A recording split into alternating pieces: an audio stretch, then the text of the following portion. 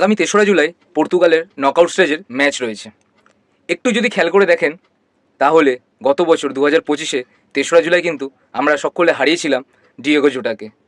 আর এইটা 2026 ৩রা জুলাইতে সেম ডেটে পর্তুগাল আর ক্রোয়েশিয়ার ম্যাচ আছে, নকআউট স্টেজের ম্যাচ আছে।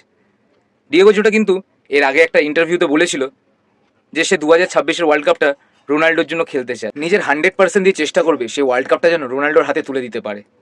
কিন্তু কি করা যাবে, নিয়তির খেলা। সে আজ নেই আমাদের মধ্যে, কিন্তু সে আমাদের ওপরে রয়েছে। আর ৩রা জুলাই কিন্তু প্রত্যেকে, পর্তুগালের প্রত্যেক কটা প্লেয়ার তার জন্য খেলবে, তাকে স্মরণ করে খেলবে, আর তার আশীর্বাদ সবসময় সমস্ত প্লেয়ারের ওপর থাকবে।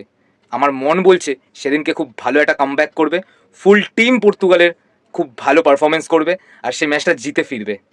জানি না ভবিষ্যতে কী হবে, বাট যদি আজ ডিয়েগো জোটা বেঁচে থাকতেন তাহলে কিন্তু অন্যরকমই খেলাটা হতো, হয়তো আরও স্ট্রং হতো পর্তুগালের টিমটা। আশা করব ৩রা জুলাই খুব ভালো একটা ম্যাচ আমরা উপভোগ করতে পারবো, আর পর্তুগাল যেন ম্যাচ জিতেই মাঠ ছাড়ে।